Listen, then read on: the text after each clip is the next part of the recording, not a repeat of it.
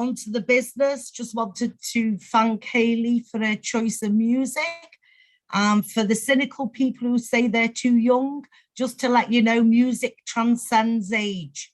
We can all enjoy each other's music. And I'm sure you were all line dancing in your branches when that was on the last one.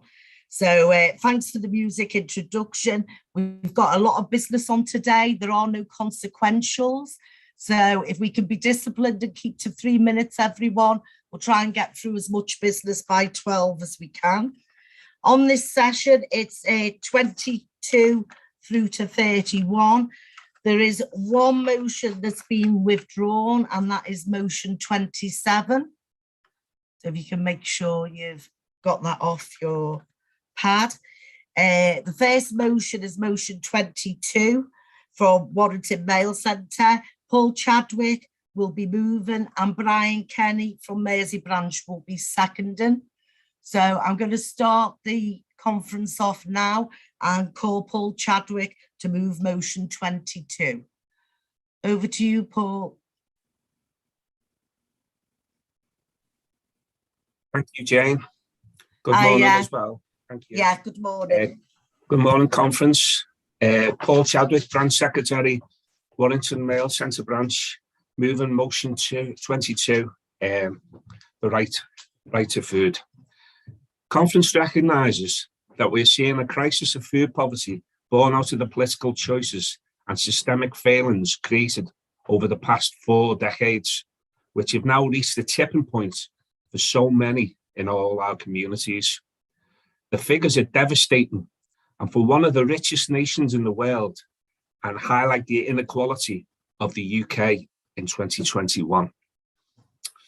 The Trussell Trust reported a soaring 81% increase in emergency food parcels from food banks in its network during the last 2 weeks of March 2020, compared with the same period in 2019, including a 122% rise in parcels given to children as the coronavirus pandemic continued to unfold.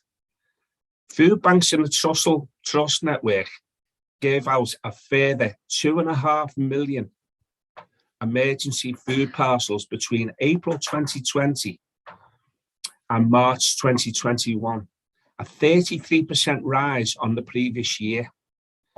This comes on top of a year-on-year increase in need. This branch notes the consistent high rates of poverty across the country. We recognise the growing concern amongst our health and care professionals of the current situation and the likely exacerbation of poverty figures through the impact of COVID-19 pandemic and economic uncertainty as we enter 2022. From April to October last year in Liverpool alone, we have seen 10,296 urgent needs awards. They are emergency cash awards to low-income households for essentials such as food and fuel, an increase of 56% compared to the same period of 2019-20. The DWP data reports that households on universal credit in Liverpool has increased from 30,700 in February to 58,000 by October 2020, a 90.5% increase. The National Food Strategy was the first independent review of England's entire food system for 75 years.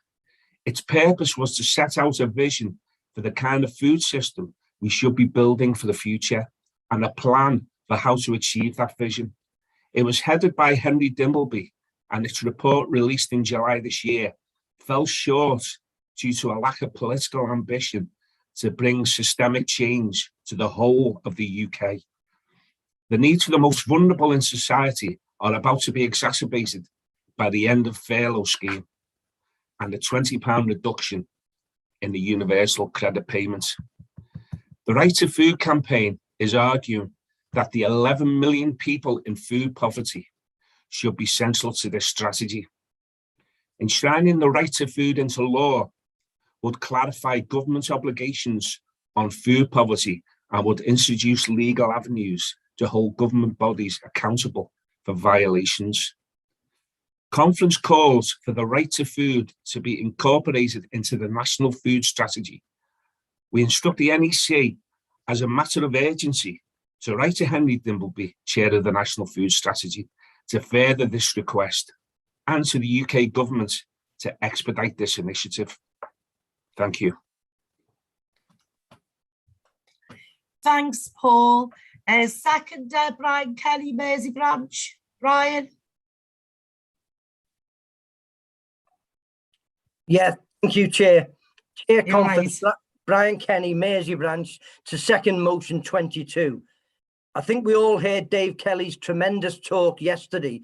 So hopefully you're already on board with this vital issue. The UK is a very wealthy country, but millions of people rely on food banks to make sure that their children get a square meal. And many of those people are actually in work. In this country in 2021, that is an absolute scandal. 11 million, yes, 11 million of our fellow citizens are living in food poverty. Every day for them is a choice between eating and heating their home. And something is very wrong, Conference. This should not be happening in the 6th richest country in the world. So it's time that the right to food actually became law. Now, this law would make the government responsible for addressing disgraceful income inequalities and the broken benefit system which have pushed so many into poverty. It would force the government to scrap its cruel 5-week wait before a claimant receives a penny of universal credit. And that is one of the main reasons why people are forced to turn to food banks.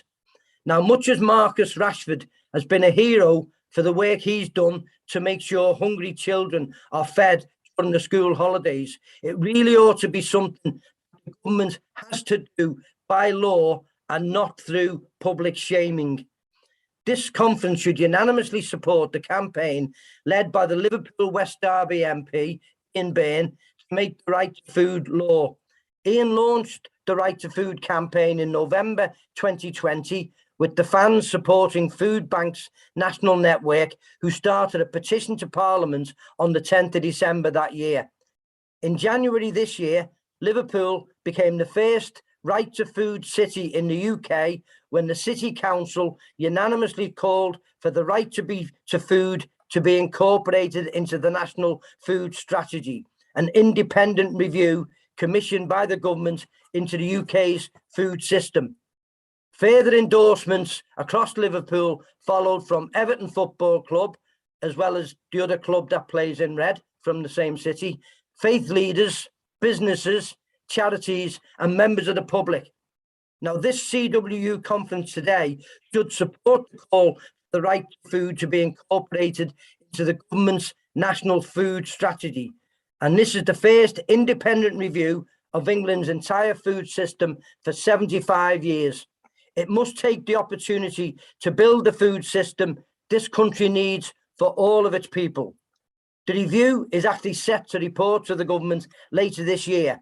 So this conference now should make sure that tackling this country's chronic poverty is top of the government's agenda. So my branch now urges all CW members to please get involved in the Right to Food campaign. What you can do is, first of all, sign and share the parliamentary petition to make access to food a legal right. And please contact your local MP, whoever that is, to ask them to sign the early day motion on food insecurity and the right to food. Conference, this is a vital issue to literally millions of people in this country, including many CWU members. And I would urge you now to please carry it unanimously. Thank you very much, Conference. Thank you, Chair. Okay, thanks, Brian. Motion 2 is open to debate. If anyone can put their hand up to indicate they want to come into debate. Right, there is no debate. I'm going to call in Ian Taylor on behalf of the NEC. Ian?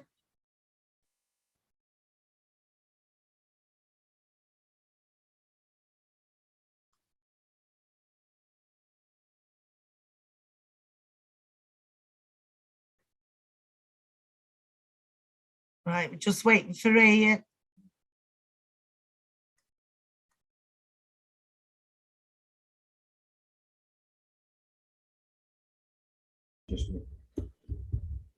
Jane? Right, it appears I haven't got in on the participants list. Do you want to come in, Dave? And, Yeah. Support. I think he's having some technical difficulties, so I'll pick it up. Yeah, I mean, look, we're supporting the campaign. It's a really strong motion, and everybody heard the speech from Dave Kelly yesterday. So we would urge all branches to get behind this, and then we'll start to talk after this conference about how we actively engage in the campaign going forward. So we support. Okay, thanks, Dave, for that. Right, there's been no opposition, no right to reply, Paul. So I'm going to put motion 22 to the vote. If you go on your voting platforms, and if you get that voted. While we're waiting, comms might want to indulge us with a bit of light music or lift music. We can't do that, Jane, because it's on YouTube and they'll take the whole thing. Unlucky. I know, and I haven't got a singing voice either. I've got a good chanting voice, but it doesn't sing very well.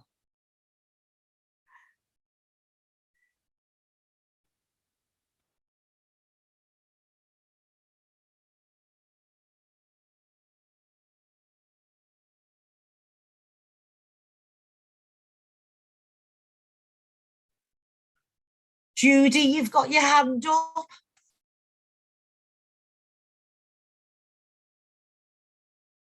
Do you want to, is there something you need?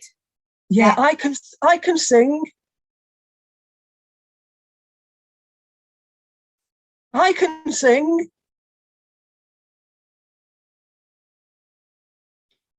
Jane. Oh, well done, Judy. Give us a song now. Come on, while we're waiting for the vote. There was a wild colonial boy, Jack Duggan was his name. He was born and reared in Ireland, in a place called Castlemaine. He was his mother's only son, his father's pride and joy. And dearly did his parents love the wild. Judy, well done. First time at conference we've had a song. Thanks, Judy. Well done. Any other talented people out there? And we're having no bagpipes now. Sorry, Scotland, they make me cry. They hit a certain note.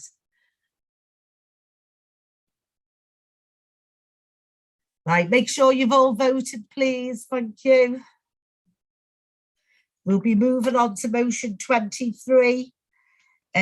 Mover should be Peter Sharrocks, North East Region, and Ian Traherne from Gloucestershire and Mal. So you can get yourselves ready.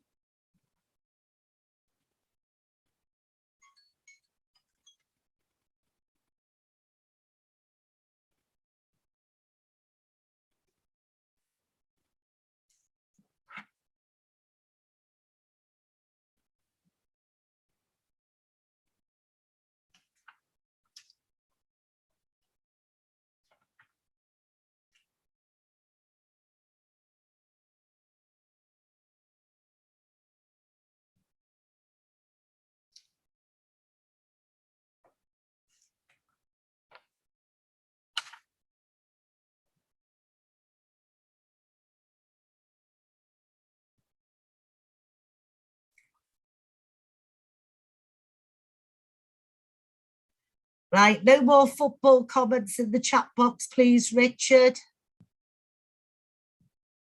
Not baiting anyone on football scores until the end of the season.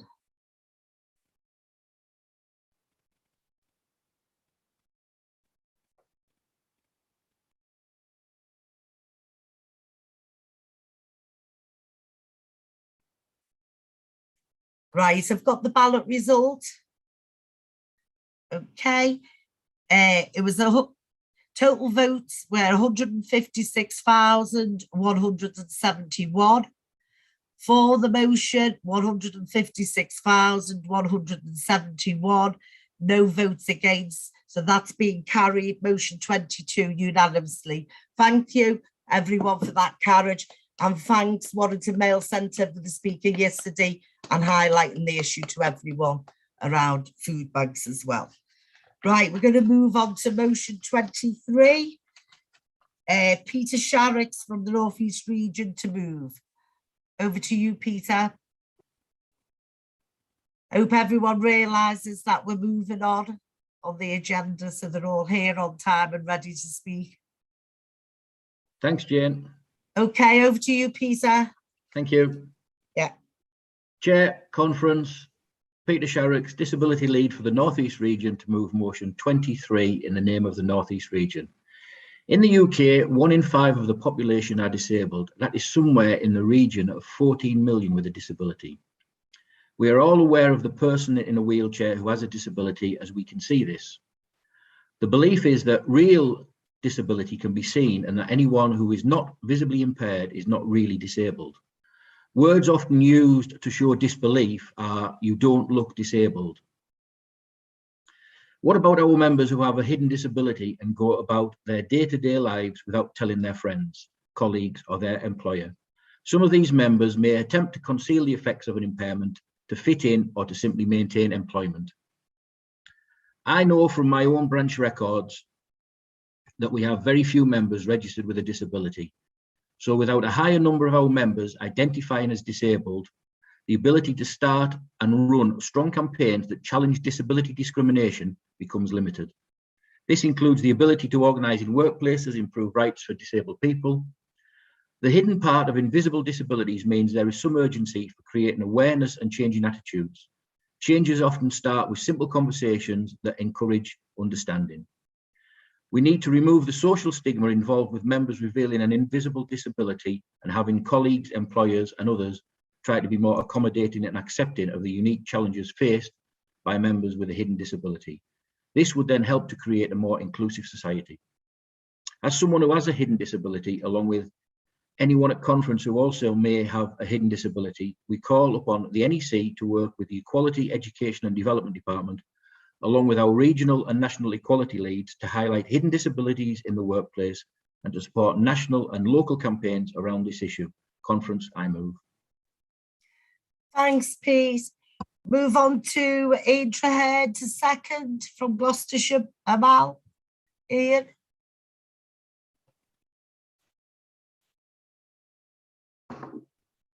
Okay, can you hear me okay? Yeah, I can hear you, Ian. You all right? Fine, thanks.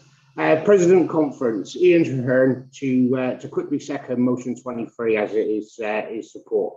And in doing so, I want to thank Pete first of all for putting the motion in through the North East region, because it's a great motion and it's something that we should all be getting behind.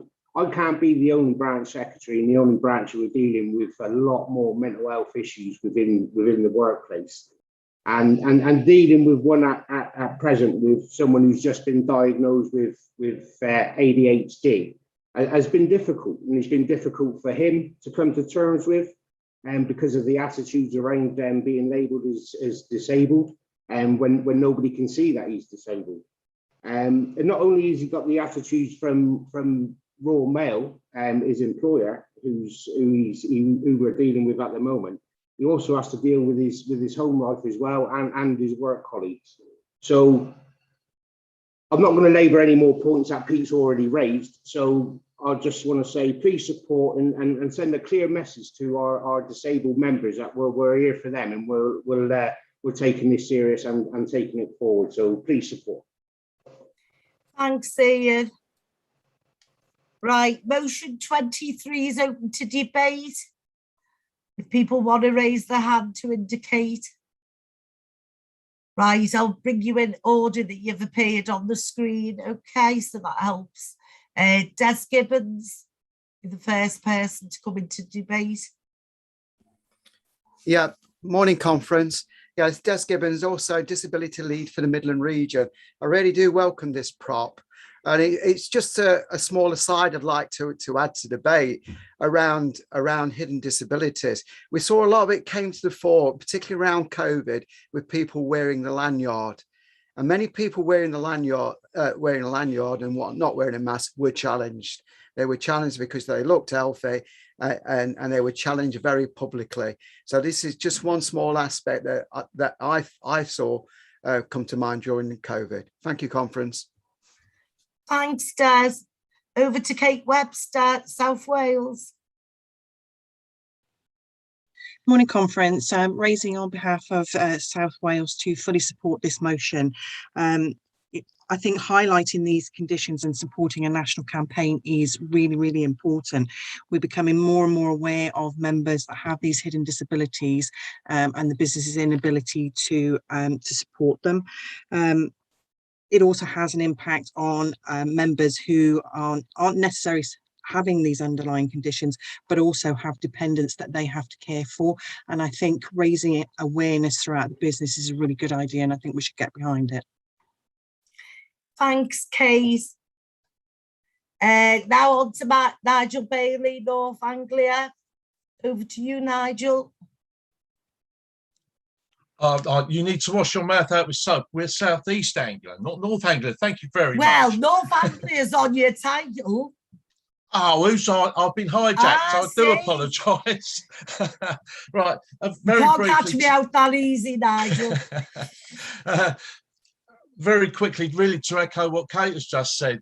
My granddaughter has really very severe autism to such an extent that she will never be able to lead what could be described a normal life. And as such, my daughter and her husband are in a position where they will always have to look after Sophie for the rest of their lives. And I think it is really important that we do not forget those who care as well, that do need adjustments just as much as somebody with a hidden disability may not want to advertise it, for instance, for want of a better phrase. So those who care for those people with those hidden disabilities may not always want to put it in the public domain. So I think we mustn't lose sight of the carers in all of this as well. So with that, I say, please support this. It's a really worthy motion, and it will have 100% of the South East Anglia branch support. Thank you very much for your time. Thanks, Nigel of South East Anglia branch. Right, we're now going to move on to Llewellyn Moss from South Yorkshire. Hello everyone, hello conference. Morning. Yeah, I'm standing to obviously fully support this motion. People with disabilities face a lot of prejudice, and because 1 in 3 people view people with a disability as being less productive than non-disabled people, and 1 in 3 disabled people already feel that there is a lot of disability prejudice.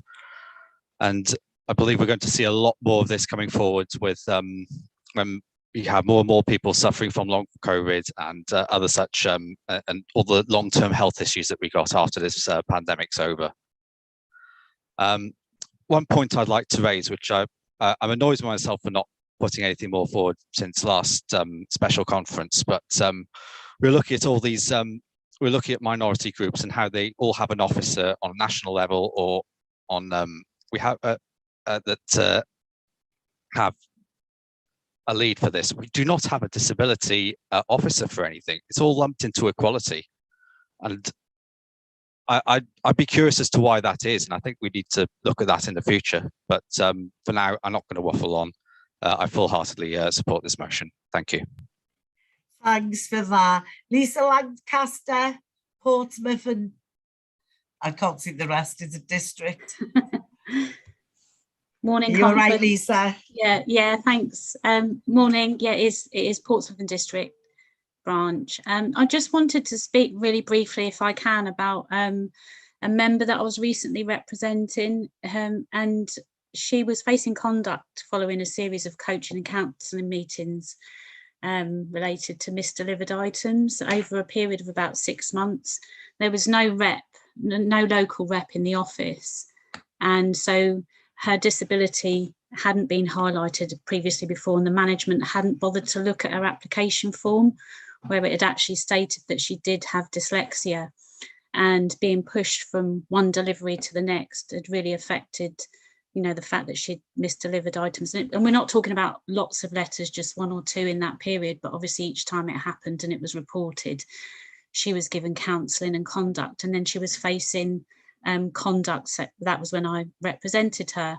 And within 10 minutes of meeting her, I had this discussion, just asking questions and listening to her. She obviously told me that she was dyslexic, and I realised straight away that the fact that she was being pushed from one delivery to another, and it hadn't been taken into account, may very well have affected that. So yeah, I fully support, our branch fully supports this motion. Thanks, Lisa. Excellent contribution. I've got no further hands up. Is there anyone else? No. I'm going to bring Mark Anthony Bastiani in from the NEC. Mark Anthony. Thanks, Chair. Good morning, all. Chair Conference, Mark Anthony Bastiani, NEC. Disability Lead, Postal Supporting Motion 23 on behalf of the NEC. Thanks to the North East Region, Gloucestershire Mail and Portsmouth and District Mail for this composite motion. When looking into this further and speaking to others in and outside of our union, the common question is, how do we get our members to feel confident to tell us when they disclose their disability? We have seen even before COVID, this has been a concern, and along came COVID, and we saw a number of our members being told they must self-isolate for their protection. How many of our members have updated their information? We have, with the postal branches, been going through a revision, and the same question comes up. Will they look okay to me? If you look at the Hidden Disability Sunflower website, 1 in 5 of us have a disability. That's around 14 million of us. Over 80% of people with a disability acquire this later in life. While some of us experience a disability that is visible, when I talk, you hear it, many have a non-visual disability. As said in the motion, invisible or hidden disability are not immediately obvious. They can be physical, mental, or neurological, and include, but are not limited to, autism, Asperger's syndrome, cognitive, such as learning difficulties, dementia, as well as mental health conditions, speech, visual, or hearing loss. They also include respiratory and chronic conditions such as asthma, diabetes, chronic pain, and sleep disorder, when these significantly impact day-to-day life. When, and thanks to Bill Taylor and Susan Williams for the information around our members, and the figures show we have a lot of work to encourage our members to feel comfortable to disclose their disability. As of the 1st of November, we have 606 women who class themselves as having a disability. 18 are class themselves as non-binary, prefer not to say 2, and males 1,315. If we look further into the breakdown, only 8 of our members are between the ages of 16 and 19, and only 8 class themselves as Black African, 11 people class themselves as Black Caribbean, and 23 class themselves as from India, and we have 1 person who class himself as Chinese.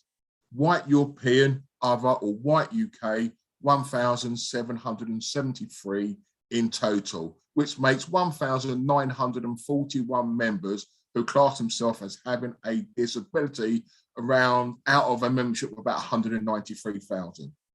We can break it down to companies that we represent, British Telecom, Openreach 410, Capita O2 28, retired ex-postal 40, retired T&FS 26, Royal Mail Group 640, and so on.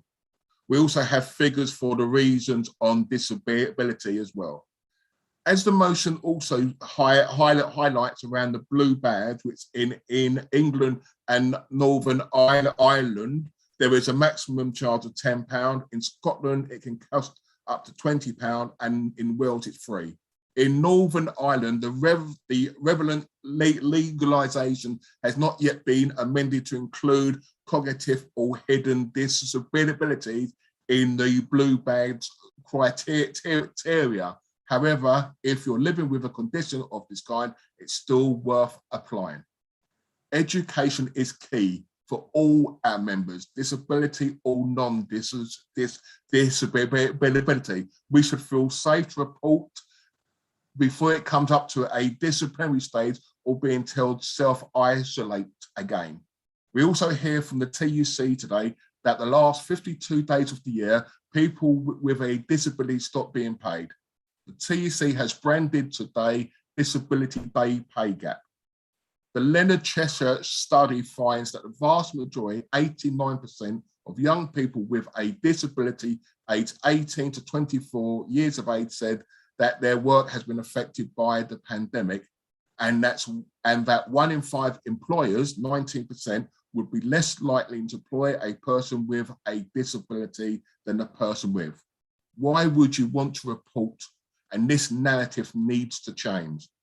Do we need to also look at the words we use? Let's not put the disability before our member. When people say, oh, that disabled person, the negative impact straight away. The NEC leads, disability leads, will continue to work with the regional disability leads, continue with holding meetings either online or face-to-face in the workplace, to continue having meetings with the national officers, with the members of the PEC and the TNFS committees, to highlight our concerns around disability. I have already held a meeting with one region on work that can be done around this. We will work with companies we have recognition with, the TUC and other organisations, to get the message out there that no one should suffer in silence. We're here to help, support, and give advice for our members and their families with a disability. I ask you to support. Thanks, Chair. Thanks, Mark Anthony. Right, there's been no opposition, so there's no right to reply. So I'm going to put motion 23 to the vote. So if you want to get on your voting platforms. Right, and I'm going to try something else. I will see if it works.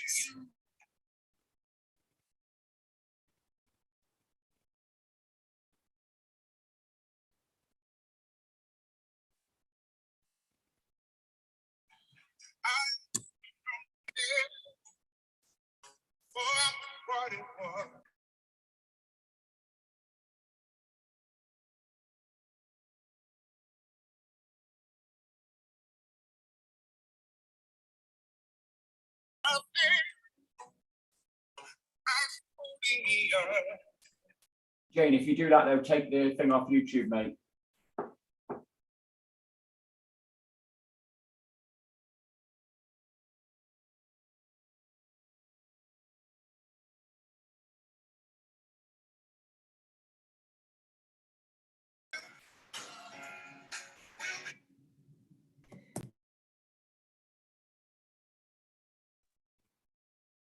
Right, my mic keeps getting turned off on the music, so that's fine. But I just wanted to say to you, motion 24 was accepted.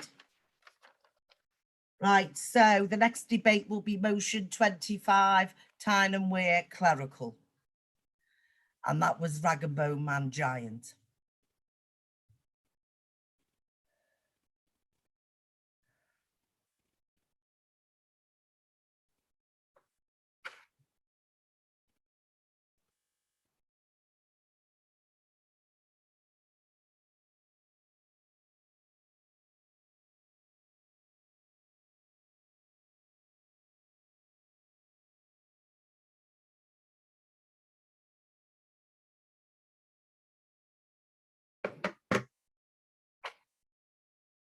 So in terms of time and work clerical, I've got Miranda Stevenson is moving it, but I haven't got a seconder.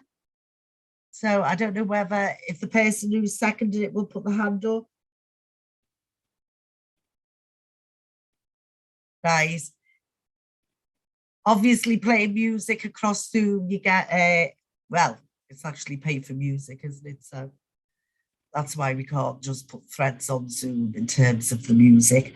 So if you could let us know who's going to be seconding motion 25, that would be great. If you can put it in the chat box or if it's being formally seconded.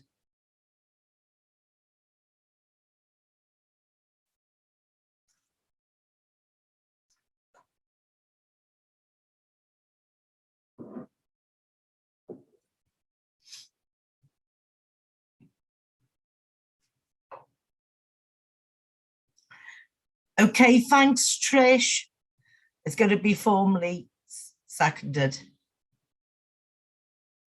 We'll be bringing Miranda in after I announce the vote result, which I've got in. I must say these are coming in really quickly, so thanks very much. I know it's downstairs. There's Angela and Hayley and April and others from the comms department making sure this works. So in terms of the vote, motion 23, there was 161,343 votes cast. In favour, 161,343.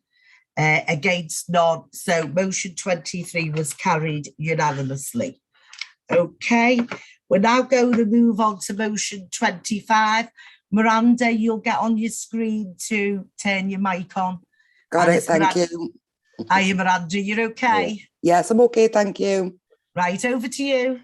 Chair Conference, Miranda Stevenson, Tyne-Wear Clerical Branch. We would like to ask you to support our motion for free dental treatment for all cancer patients. And as November is Mouth Cancer Awareness Month, it's a perfect time to raise this issue. Chemotherapy and radiotherapy are standard treatments for most cancer patients, and they can cause loss or crumbling of teeth, together with a whole host of other dental problems that occur during or after treatment for cancer.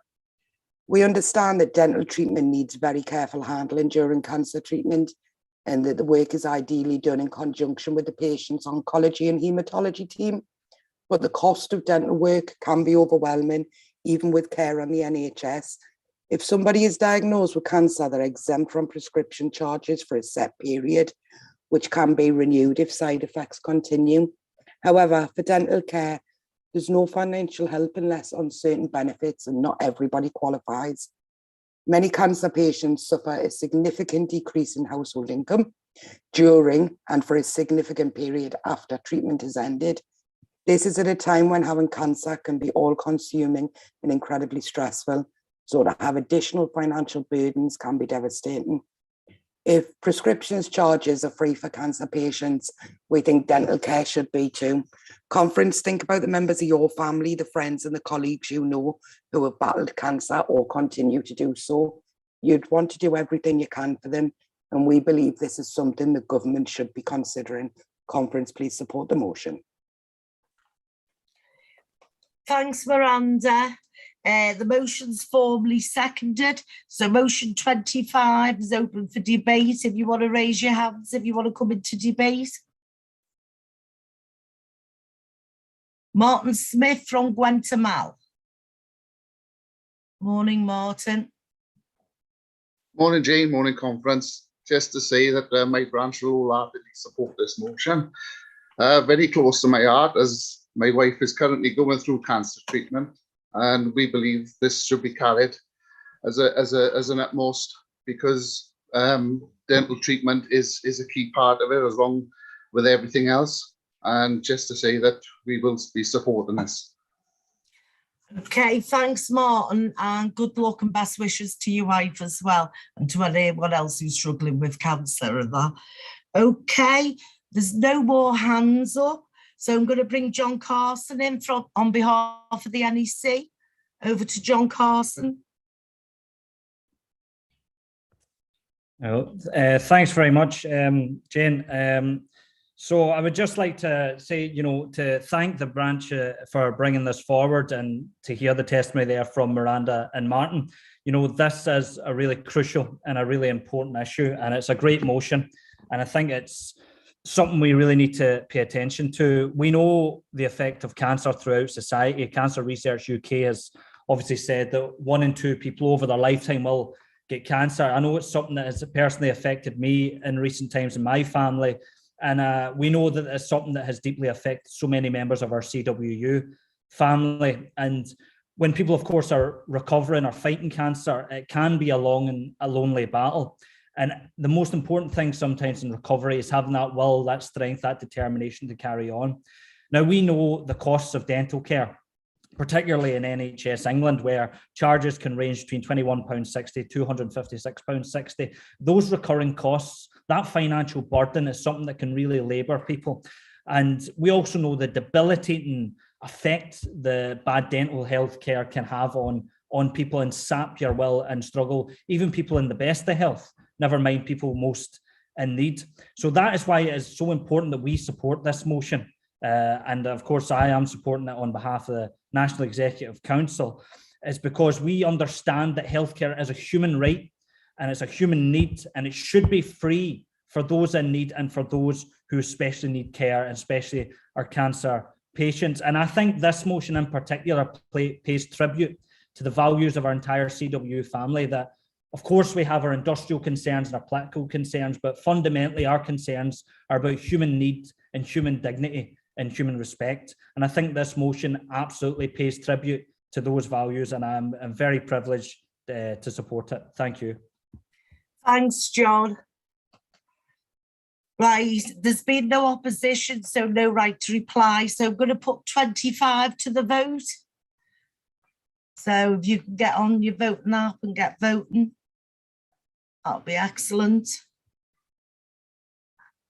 Once we've got the result of the vote, we're on motion 26, which is Mel Gorey will be moving and Jane Ewing from South West Wales and Mal will be seconded. Okay.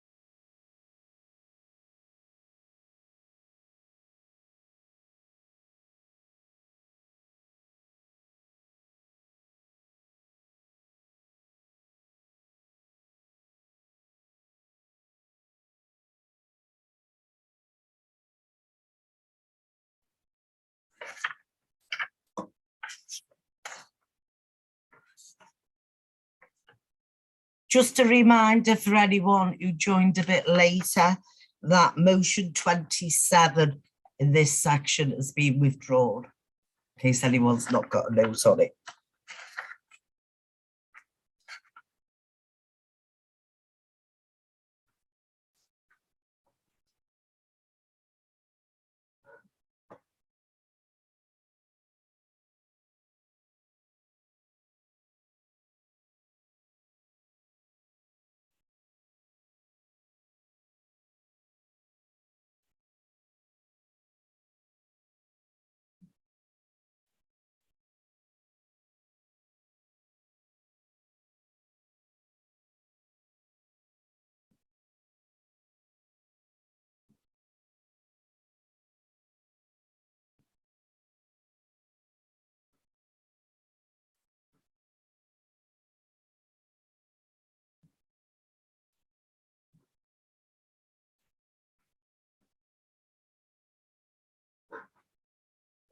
I'm just utilising the time to go through all the screens to see everyone. Can't wait till we can all be in one place together. And after that, I'll probably be moaning, can we go back on Zoom again? It's nice to see everyone. I hope you're all keeping well and your families are. Right, I've got the vote in for motion 25. Right, in terms of the total vote, 160,120 is the total votes cast.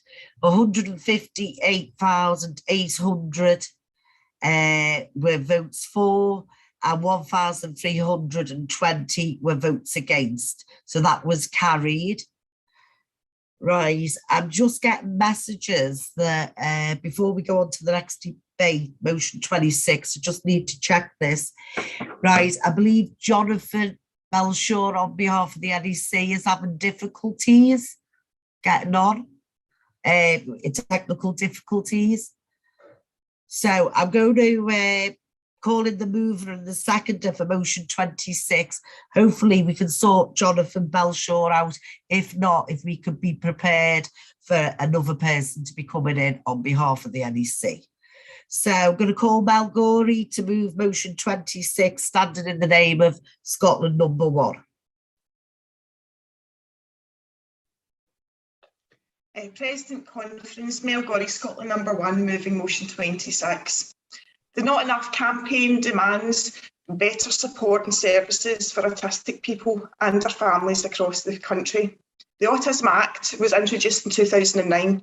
Just over 10 years on, it still remains the only act dedicated to improving support and services to a specific group of disabled individuals. Whilst there's been great progress in awareness and understanding of autism, individuals and their families still struggle to get a diagnosis or have to wait an unreasonable amount of time.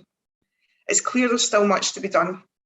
Awareness of autism is not enough, and further understanding needs to be developed to mean correct support could be more readily available. Still to this day, autism is deemed to affect more males than females, and that's been proven because females develop coping strategies quicker than males. Despite areas having adult diagnosis pathways, this is not clear for children, meaning people can wait years to be tested and in turn diagnosed. The NICE quality standard in autism states that the wait between referral and first diagnosis should be no more than 13 weeks, but only 18% of councils reported meeting this target for adults in 2015. That increased to a wait time of 16 weeks in 2016, and in 2019 was sitting at an average of 30 weeks in England. The longest waits in England were reported in Greenwich, Tameside and Bradford, which in 2017 was standing at over 2 years. I personally have waited for 23 months to have my son tested. This was just the initial assessment and it would still need full diagnosis.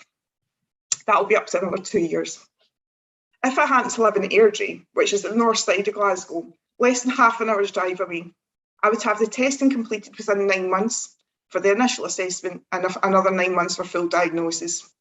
There's very little support that can be put in place to support people in my kind of situation, meaning that we're left emotional, physically drained, lost, vulnerable, isolated, and then, excuse me, an increase of, lost my Mel, just take your time. I hate getting emotional. I know, it's emotional times, and I know everyone's quite stressed and it is distressing. So you just carry on, take a breath and carry on. It means there's an increase of the chance of mental health being affected too. There are around 700,000 people on the autism spectrum in the UK. That's about 1 in 100. That only takes into consideration people with the full diagnosis. And the waiting times, as long as they are, we can only assume this figure is much greater. I've utilised the CWU Left Click platform. That's allowed me to complete NVQs and understanding autism, behaviour challenges in children and mental health. That's helped me greatly, and it's helped me with my son, and it's helped my family life. So a lot of people don't have that support out there. And there's a professional level of supporting members in these similar situations, or for the families or that are on the spectrum themselves. I can only thank the CW for having those resources available, not just available, but for free. There was no information given to me from my GP or the initial diagnosis specialist. The final part of the motion calls for the CWU to be at the forefront of all trade unions by having an autism or neurodiversity representative. Just think how much support we could be offering to our members if we had this, the difference that could make to their lives. Let us lead the way and offer our members something other than just a fact sheet full of information that they could go and Google for themselves. I move. Well done, Mel, and virtual hugs to you. I know it's very moving when you're talking about your own and that, but actually that's real life for a lot of people, and other people will be in the same boat as you. So thanks, Mel, for that passionate movement of the motion 26. I'm going to ask Jane Ewing to come in second. South West Wales, Amal. Hi, can you hear me? Yeah. Hi, my name's Jane Ewing. I'm going to try and follow that and second the motion. Good morning, conference. Good morning, chair. First time speaker at conference, so please bear with me. I'm speaking on behalf of South West Wales Amal branch to second motion 26. I believe it's important that we, the CWU, affiliate to the National Autism Society's Not Enough campaign to raise awareness of autism and also support the APPGA and cross-party group on autism. As Mel said, only 1 in 100 people, 1 in 100 people are on the autism spectrum, and there are around 700,000 autistic adults and children in the UK. This varies from severe autism and learning disability to Asperger's syndrome or high functioning autism. It is unusual for health professionals to diagnose autism before the age of 2. One large UK study gave the average age of diagnosis as over 5 years old. However, most parents know before the diagnosis is formally given. And as we've just seen from Mel, that's very stressful. All research shows that early intervention can produce the best outcomes for children with autism. Therefore, early diagnosis is vital. 12 years after the 2009 Autism Act, 2 in 3 autistic adults don't get the support needed and can end up becoming isolated, developing mental health problems, and falling into crisis. This isn't good enough. The National Autistic Society Not Enough campaign wants to have specialist autism supports in every council in England. This should be every council in the UK. National Autistic Society in Wales have campaigned for an Autism Act for Wales, calling for a similar law to those in place in other UK nations to protect and promote the rights of autistic people and their families. The Welsh Government have committed to develop a code of practice on the delivery of autism services. I do not believe this is enough. The Welsh Government should be at least on a par with the other nations, and I find it disturbing that after 12 years, Wales are only committing to a code of practice. The CWU can be proactive in their approach as a trade union and affiliate to the National Autistic Society's Not Enough campaign, support the APPGA and cross-party groups on autism across the UK. Also, by having a neurodiversity representative, it will show our union as being leaders and at the forefront of others. I second. Thank you. Thank you, Jade. Look forward to seeing you at one of our conferences over the coming year. Right, motion 26 is open to debate. If you can raise your hand. Right, I've got one person, Roy Wemborne, London Postal Engineering. Over to you, Roy. Thank you. A very good proposition and worthy of all our support. I just wanted to talk about the autism spectrum a bit and about work. Those at the very high end of the spectrum are generally individual can go to work and live a normal, if you like, life themselves. I don't know if people are aware, but Elon Musk, you know, the guy who's the CEO of SpaceX and Tesla electric car company, has been diagnosed with high-end autism. So You could be the richest, one of the richest men in the world, even if you're diagnosed with autism at that end of the spectrum. But there are, those who are low down the spectrum and get support often through their education, and the support workers in the school and the rest of it. What tends to happen is when they leave school, there's not many options for them, and I don't think that employers do enough to support people with autism or even other disabled people in work.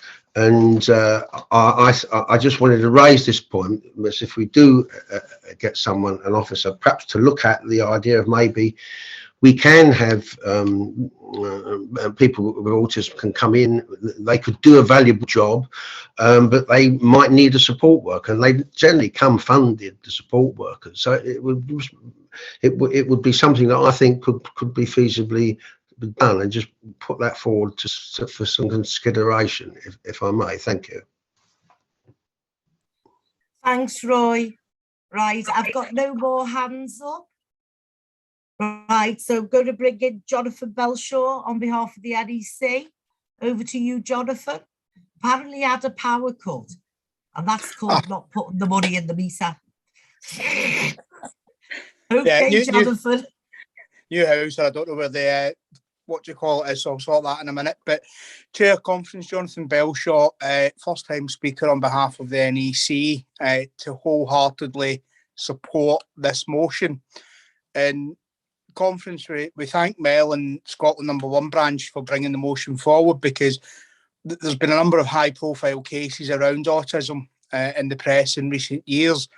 And when I was looking into the content behind the motion and trying to understand it, it was frightening, the disparity that people face in getting a diagnosis, either themselves or for a loved one. And it also appears to be depending on your gender as well. In the 2015 National Autistic Society report, the ratio of men to women was 3-to-1 who access support through them. And in their charity schools, the ratio of boys to girls was approximately 5-to-1. So that just gives you an indication of not only the issues getting a diagnosis, but also the gender disparity in getting support, which frankly isn't good enough. You then look at autistic people in the world of work, and we know the valuable contribution they can make. They're often highly intelligent. Their memory is second to none. Things that some people struggle with, they take with a breeze, but yet companies fail to support them. And in terms of employability, only 22% of autistic people are in paid work, according to the 2021 Office of National Statistics data. And that goes against approximately 50% of disabled people in work. So there is a disparity. So I can assure Conference and Mel and the branch that we will be supporting the motion. We will be affiliating to the campaign, and we will also be speaking to the employers where we have recognition agreements to get them on support. And I will be, as the disabled reading the TRFS, I will be reaching out to the relevant officers and the companies there, so that we can try and get in with them and get them behind the campaign and do it. So Conference, I don't think there's any doubt this motion will be unanimously passed. But if there is any doubt, I would urge you to support the motion. Thank you. Okay, thank you, Jonathan. Right, there's been no opposition, so there's no right to reply, Mel. Obviously, there's stuff in the chat box in terms of people supporting yourselves. So I'm going to put motion 26 to the vote. So if you want to get on the buzzers, and I know the branch who unfortunately pressed the wrong button on the last one has actually put in the chat box that was a mistake. So if we all get on our buttons, we'll get that done. As I said to you while you're voting, motion 27 was withdrawn. Motion 28 will be the next motion after the vote has been called. I've got Brian Kelly to move that motion. I haven't got a seconder, so I don't know whether Brian wants to let me know in the chat box if that's formally.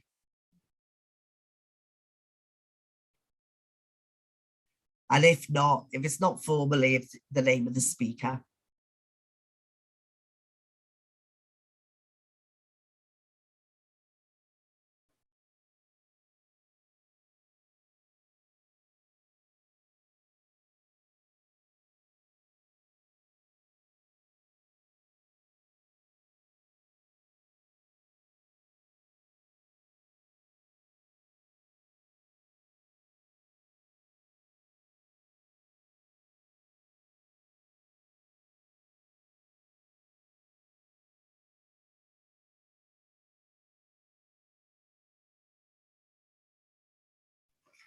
Thanks, Brian, for getting back to me. Motion 28 will be formally seconded.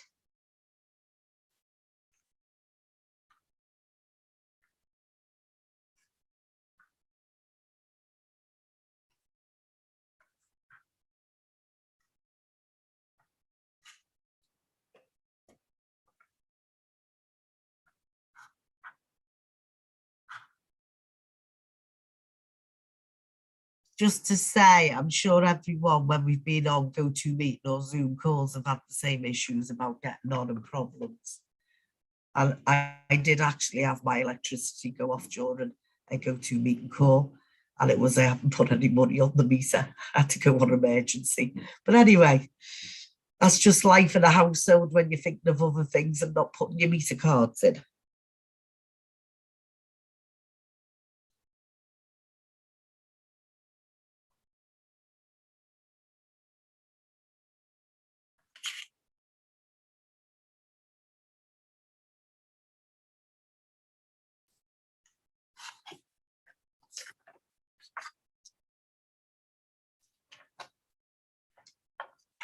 Hopefully you've all voted. I'm just waiting for the results through now.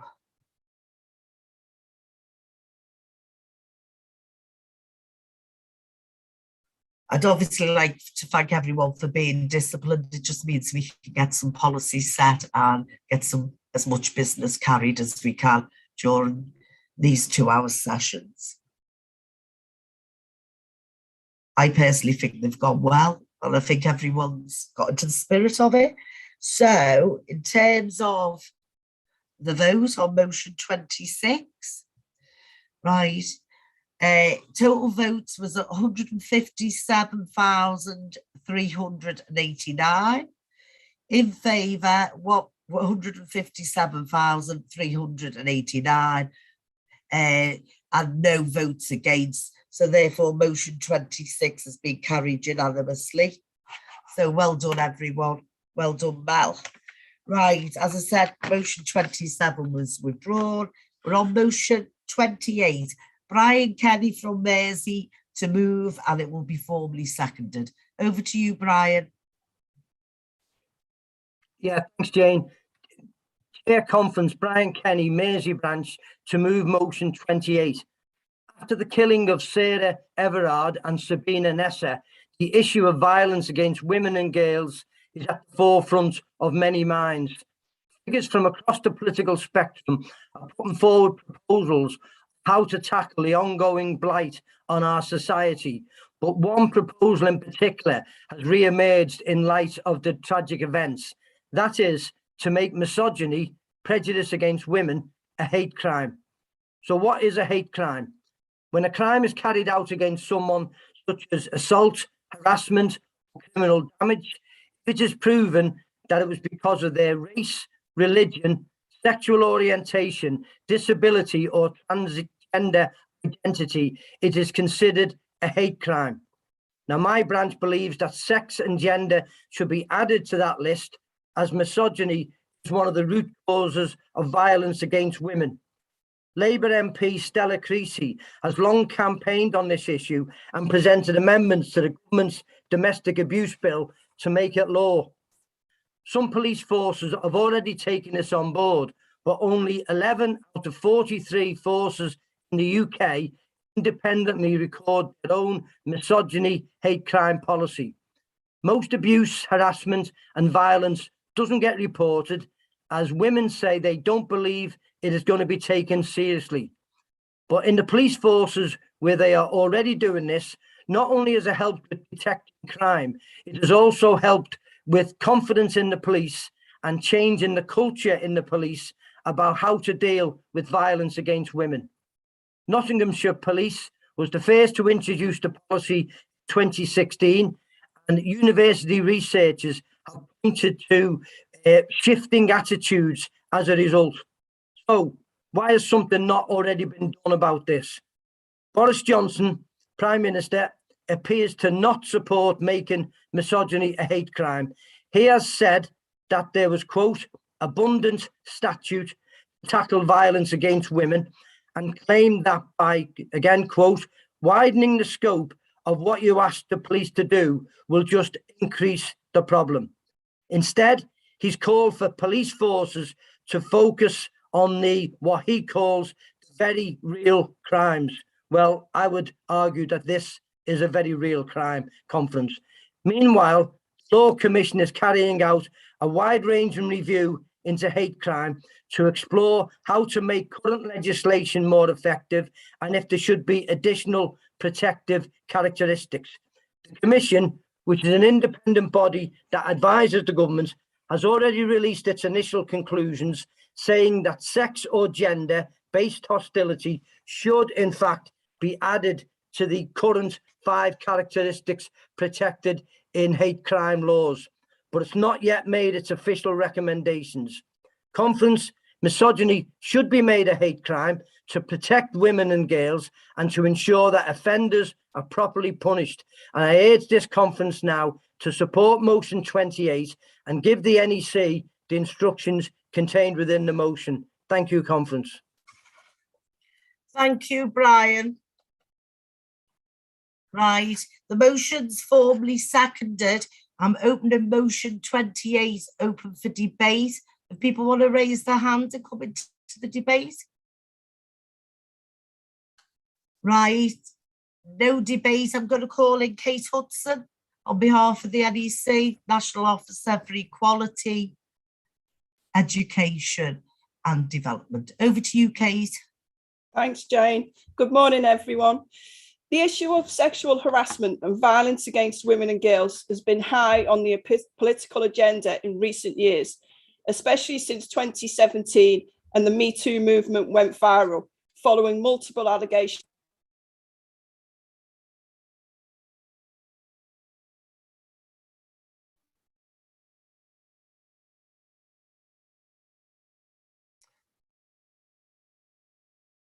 Sorry, is it me or has the sound gone on it? Sorry, Kate, to interrupt.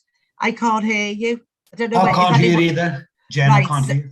Okay, Mahmood. So it is not me. Do you want to start again? Sorry, Kate, about that. The sound just dipped out. Still can't hear you at all.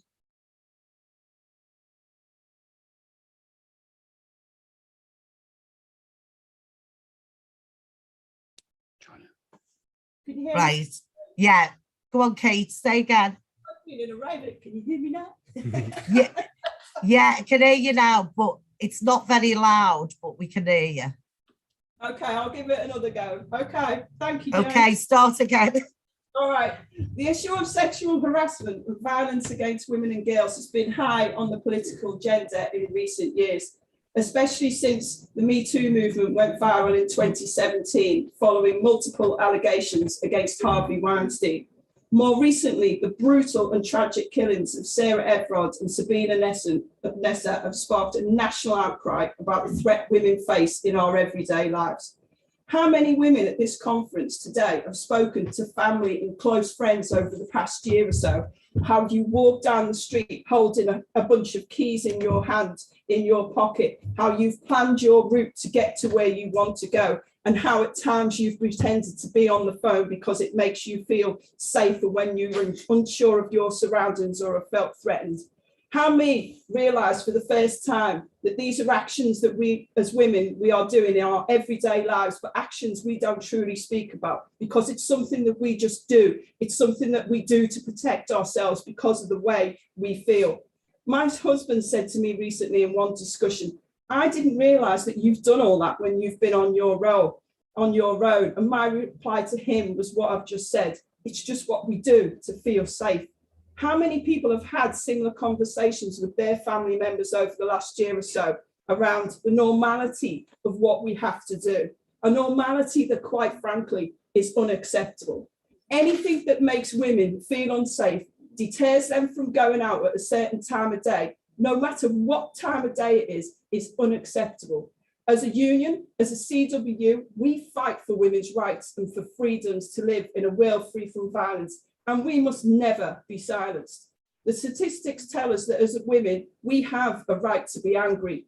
In March 2020, 207 women were killed in Great Britain and 57% of female victims were killed by someone they knew. In the last year, 1 in 10 women aged 16 to 24 have been a victim of sexual assault, and 1 in 40 young women said they have been victims of rape.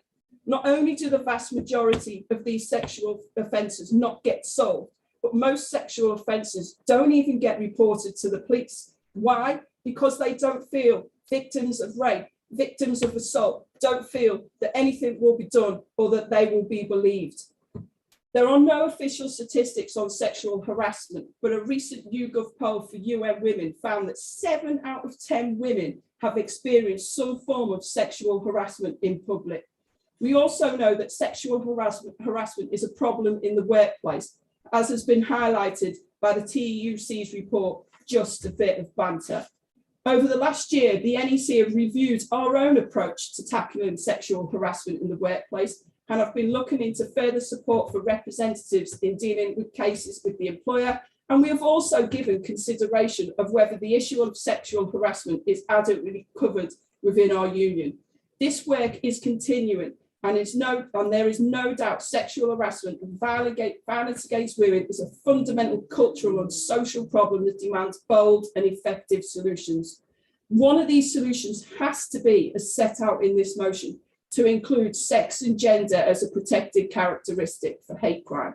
As initially recommended by the Law Commission review, we must call on the government to act on this as a matter of urgency. It's also right that police forces should be far better funded and resourced to tackle this issue. The NEC are fully in support of this motion, and we would like to thank Mersey Branch for putting it on the agenda pad today at conference. I support. Thank you. Thanks, Kate, for that. There's been no opposition, so no right to reply. So back on your voting. Motion 28 is open for voting.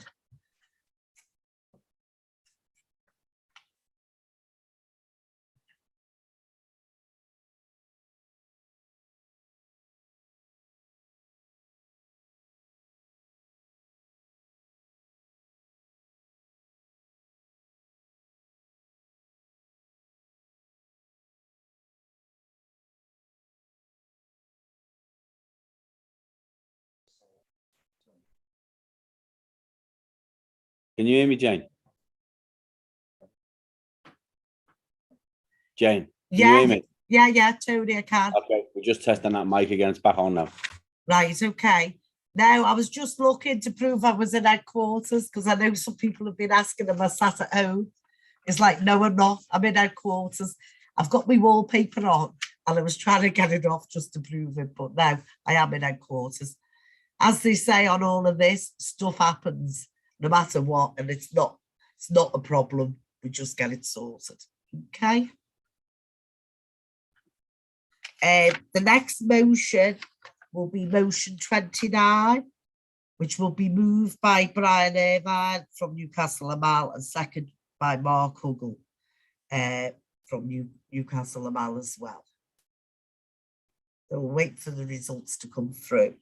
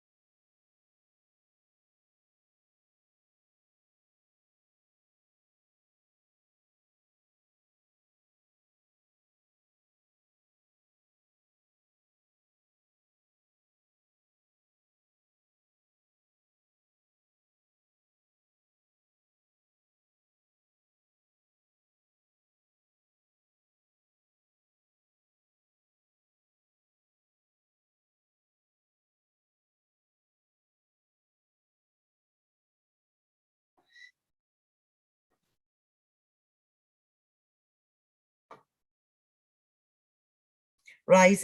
I haven't got the vote result yet, but I just wanted to thank people who got back to me about the picture I had up behind me yesterday. And that's Sophie McBriety is the artist. I'm going to have a look. Once conference is finished, I'm going to have a look at her stuff and obviously email her to thank her. I think it's a fantastic photograph. I'll just remind you all of what it was. Without me in it. And during COVID, a lot of artists have gone very independent and have been putting their stuff up, and it should be well supported by people. I think the art, the creative side of the industry and the economy somehow gets left behind, and it's part of our culture, and we should make sure that we do support artists where we can.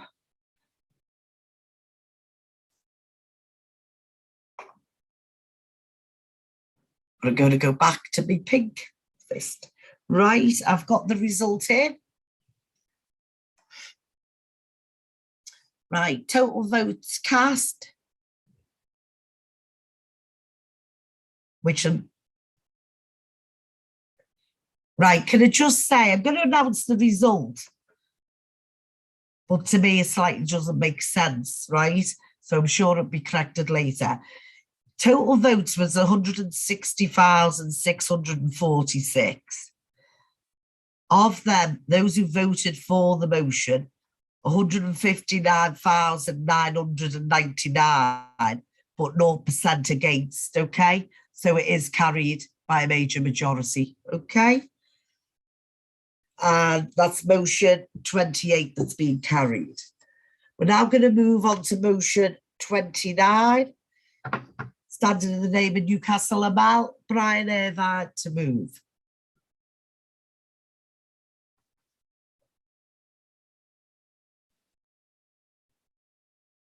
Yeah, morning conference. Hiya, Brian. You're Hiya, right. Jane. How are you doing? You all right? Yeah, well, could be doing better things than conference, but carry on, Brian. I feel a bit like a first time speaker because it's years since I've actually spoken at a conference. We've been on the SOC, but I'll do the best I can. This is something that's really close to my heart, and it's the reason I've asked the branch if I could bring it forward to conference. And if I can just give you a little bit of a background as to why I've actually put this in. Earlier this year, I was in hospital, which what turned out to be major surgery on my jaw. And as you do, you get talking to the NHS staff who do a massive and a wonderful job.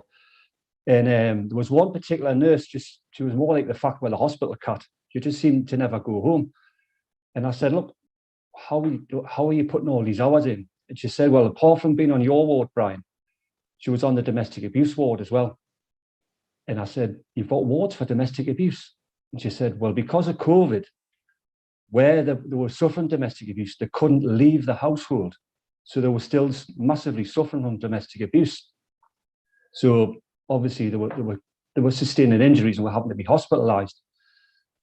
And then I said, well, at least when we come out of COVID, they can go to one of the refuges in the area. She said, well, actually, Brian, they can't because they're closing down because of lack of funding.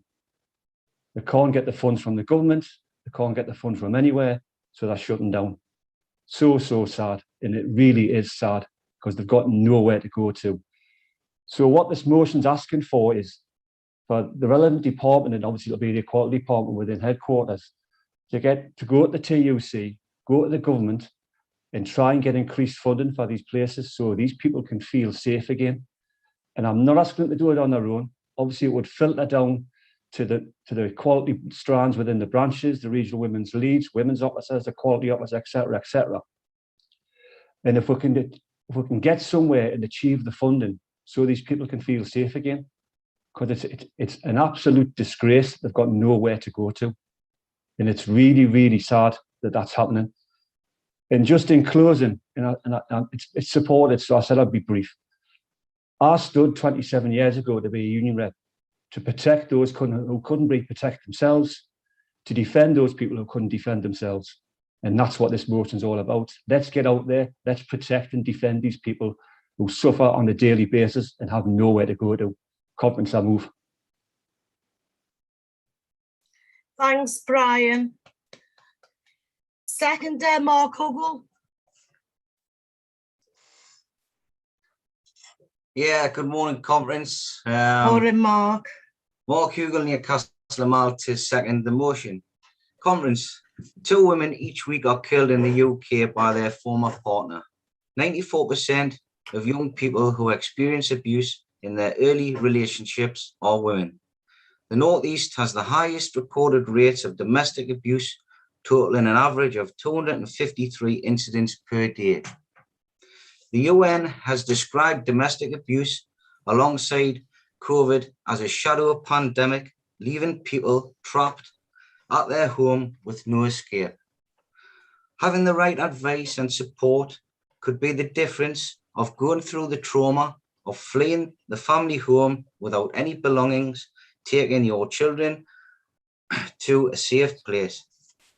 Conference, the government has to act on this by making sure the correct support is fully funded to help people break free from the domestic violence that they're suffering, to help save lives in the UK every day, and to help to protect families and children from growing up witnessing this atrocity.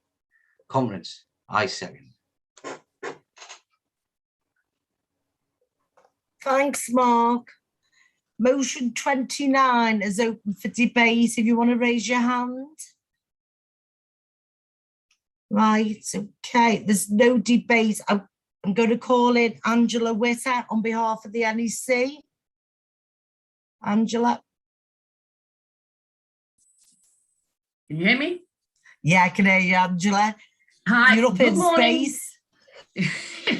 Good morning, Chair and Conference. Angela Witter speaking on behalf of the NEC in support of this motion. My first time speaking in conference, and I have to do it for NEC, so yeah, they're throwing me the deep end. The CWU has campaigned for action from the government and employers to tackle domestic abuse, and this has become even more urgent since the coronavirus crisis. There was a 61% surge in calls logged on the National Domestic Abuse Helpline during the first year of the pandemic, given by the conditions of lockdown. This is a shocking statistic, especially given the already high levels of domestic abuse before the COVID crisis.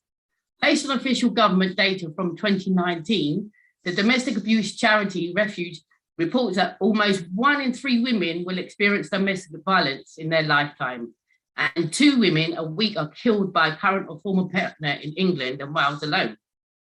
Women who are victims of domestic violence are twice as likely to experience depression, and 40% of homeless women state domestic violence as a factor in their homelessness. Don't get me wrong, men are also victims of domestic abuse, although men are much less likely to be repeatedly victimized, seriously hurt, or killed than women. As abuse cases have risen during the pandemic, the devastating impact of government authority and local authority funding cuts has made it impossible for local support services to respond. According to Women's Aid, 59% of local authorities implemented a real-time cut on their domestic abuse funding in 1920 and 1919. Last year, the NEC agreed the submission of the government's consultation on workplace support for domestic abuse victims, calling for adequate funding to enforce the law against perpetrators of domestic violence and to ensure that victims get proper levels of support. Since then, we have seen the introduction of the Domestic Abuse Act of 2021, which places the duty on local authorities in England to support for survivors in safe accommodations. This motion is also personal to me. I had a work colleague that was killed. She was stabbed 21 times by her ex-partner for whom she was carrying his baby and was 8 months pregnant at the time. So the man received murder charge for the woman and manslaughter for their son. Also this year, my cousin was lured to a hotel room by her partner where she was attacked and murdered. Domestic abuse services have hit crisis point, and that's why we must support this motion and work to ensure decent funding and provision for victims of domestic abuse. Thank you. Okay, Angela, thank you very much for that. In terms of the information, but the emotion around it, and in terms it is a real effect on everyone. and an effect on family and friends when it happens. Okay, there was no opposition, so there's no right to reply. I'm going to put motion 29 to you.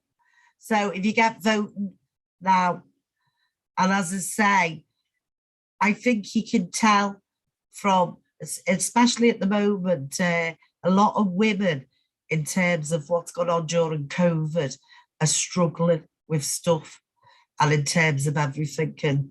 And I don't want to go on too much, but you can tell that we have to reach out to each other and make sure that we look after everyone and make sure they can get any help they need. So I actually feel for everyone at the moment. It's really hard. And I know even within my family, we've got a few people who are struggling. You know what I mean? It's taken its toll the last 2 years. And I just, feel for everyone, but let's be united and strong. Let's come together and let's make sure we've got our political strategy to make sure that we make a difference and get the Tories out. Let's get back to some decent services for everyone, because we haven't got into mental health yet, but that's deteriorated as well in terms of the services right across the country. Okay, I'm just waiting on the vote to come through and then we'll move on from there. Motion 30 was accepted. Right, so we'll be moving on to motion 31, which will be the last motion in this section. And I think that's excellent that we've managed to complete the business.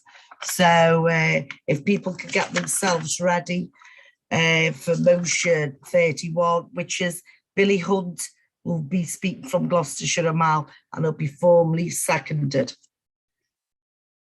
And we'll see where we get to then. I've had an explanation about the last vote. It's because it's less than 1% who come through and therefore it doesn't show, okay? I knew there'd be a reason. So thanks everyone for that.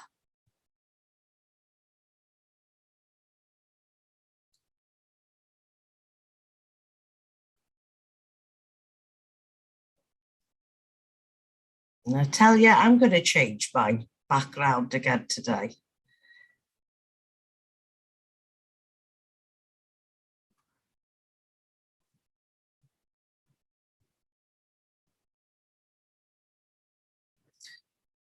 I'm going to put that one up.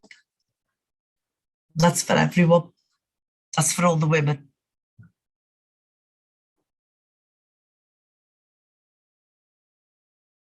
Hopefully it's not back to front on your screens, is it?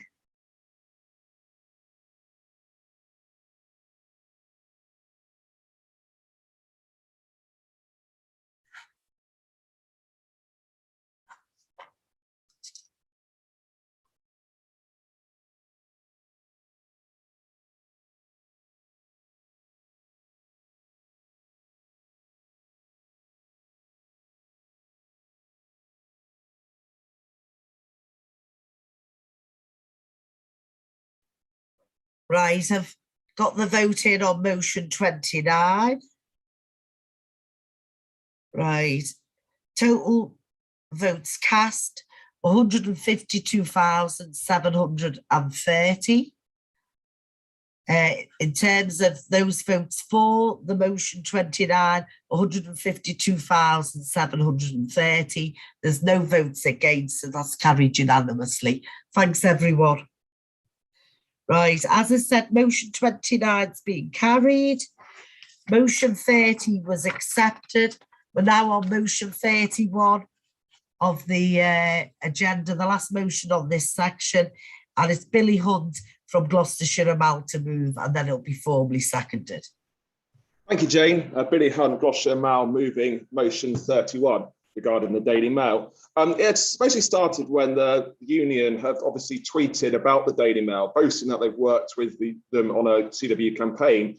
They also obviously encourage members to click on Daily Mail articles, giving them extra money, of course, doing so whenever they want to big up a campaign themselves. Hopefully I don't need to go into too much detail why the Daily Mail is so vile, but we're going to focus on their anti-racism stance and obviously going on what we discussed on Sunday.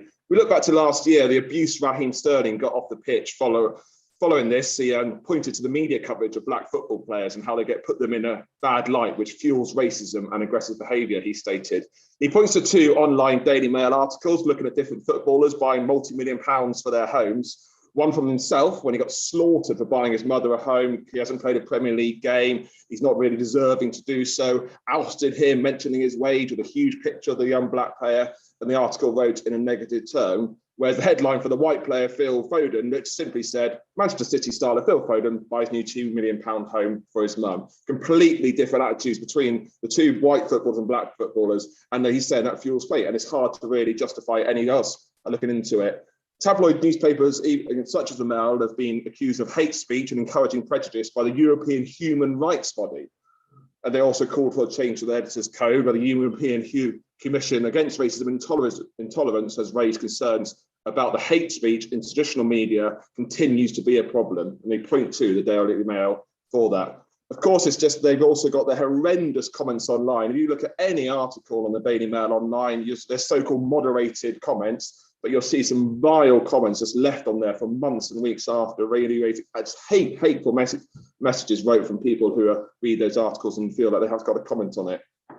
Obviously, it's not just their racist views, they are, of course, anti-union as well. When writing before the Royal Mail privatisation, they stated, for years, Royal Mail has been crippled by union militancy. The CWU is threatening to strike next month and unions forcing them to be inefficient.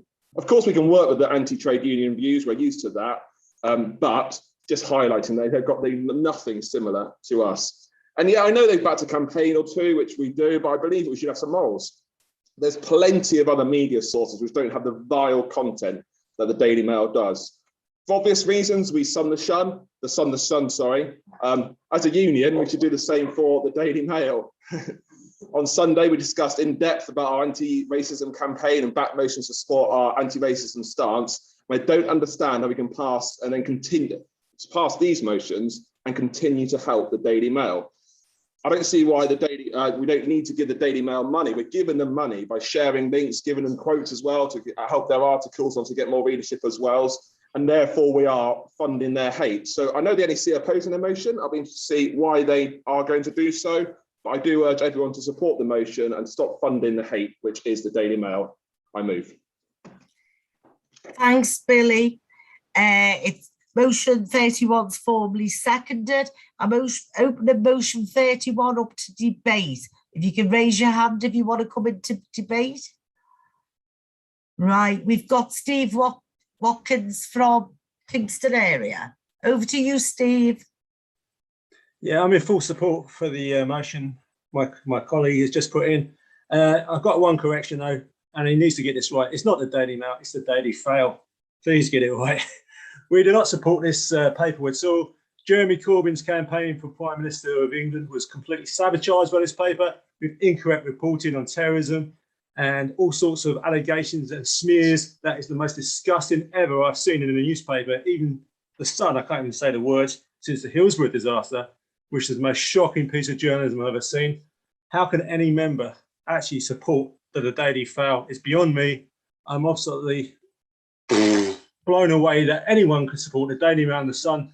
They're two newspapers that are not worth the print. I hope that the Sun goes out of circulation instantly or any day soon. I say the same with Daily Fail. I am in full support of this motion. Okay, thanks, Steve, for that. Over to Ralph Ferris. Ralph. Yeah, hi, Jane, conference. I suspect I'm going to be about as successful as I was yesterday when talking about advertising. But look, I hate the Daily Mail. My branch loathes the Daily Mail. Everything that the hurrah for the black shirts newspaper ever stood for is clearly an abhorrence to our union, our trade union values, everything any of us stand for as individuals.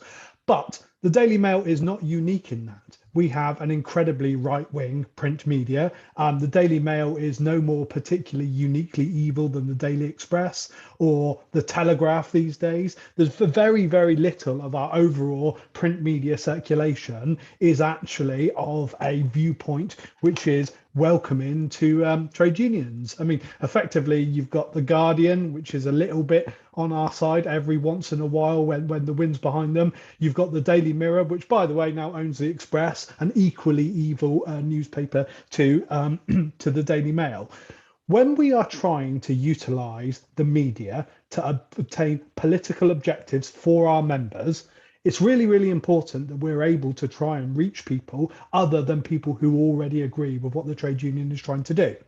The bottom line is we've had successes with this. We've had successes over post offices.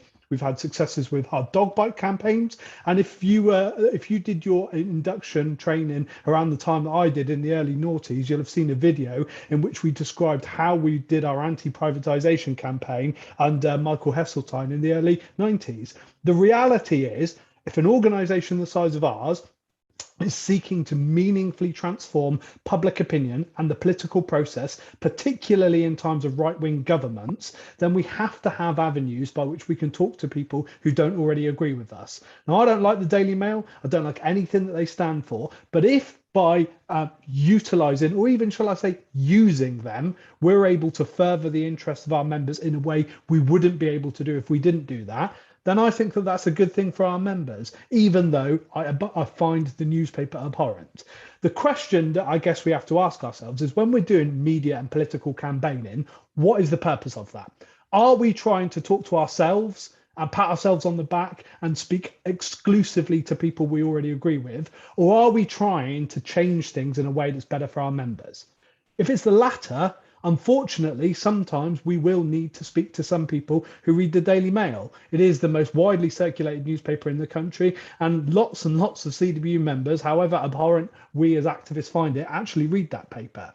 I think by having a policy like this, for all the right reasons that it's got, would undermine our ability to campaign. And I think it's wrong-headed to say that the Daily Mail is uniquely awful. If the policy is we don't engage with media that we find politically or morally abhorrent, then why are we going to just do the Daily Mail but not do the Express, the Telegraph, and all of the other abhorrent newspapers, as well as other forms of talk radio? You know, Dave's had a successful thing of going on talk radio, which has got some of the most awful shock jock journalists who are really antithetical to union values. If we only talk in places where people agree with us, we're never going to change any minds, and we're never going to forward the interests of this union. So on that basis, conference, I would ask delegates to oppose this motion, even though I'm sympathetic with the objectives of the mover. Okay, thanks, Ralph, for that. I've got 3 speakers, right, and we're conscious of time. So if anyone else wants to come in, put your hand up now. Right, so I'm going to take them in order. John Humphreys, Mark Walsh. I did have Jason Llewellyn. Are you still wanting to come in, Jason? Yeah, put your hand up for me. Right. And then after Jason, I'll call in Chris Webb on behalf of the NEC. So over to you, John Humphreys, first. Yeah, I mean, again, I abhor some of the headlines and articles that appear in the Daily Mail, and I hate the paper as much as any other trade unionist. The point that Ralph raises is valid, as is the point that sometimes the things that the Daily Mail prints, we have to share in order to counter them. We've got to highlight the lies that they spread. And the only way sometimes you can do that is by using the covers and sometimes the media poison that they spread against them. And you have to highlight to people that these are lies, etc. So I think it's counterproductive. I'm not entirely sure that other than the campaign against privatisation of Royal Mail, I'm not entirely sure that Daily Mail prints anything that we would engage with it to print on behalf of the union. So I don't think we use it in that way. And I still think, as Ralph said, you have to be practical. If we can use the media in order to get to people who may not read the stuff that we need them to read and understand that the lies are being spread by that unfortunately very popular paper, and we have to accept that, then we lose a part of our ability to counter it. So yeah, I mean, reluctantly, again, I would oppose carriage of this motion. Thanks. Okay, I've got Mark Walsh. I've got 3 others. Oh, I'll deal with them as come up. Mark Walsh, over to you. Yeah, thanks, Jane. Mark Walsh, Greater Merseyramal. We obviously support this motion, and for the reasons why the mover said it. But I tell you what's absolutely bonkers is the opposition that comes out and says, well, we've got to be careful because we need to reach these members. These are the same members that we want to reach through the Scum paper. But we've already set a policy where we won't talk to that newspaper, we won't give them information, and we ban it from our workplace. So what's wrong with this union having a bit of principle about itself? They're quite, the 2 speakers in support already have highlighted the stuff that the Mail's done. There's a story circulating in the Mail this week against some of our heavy goods drivers.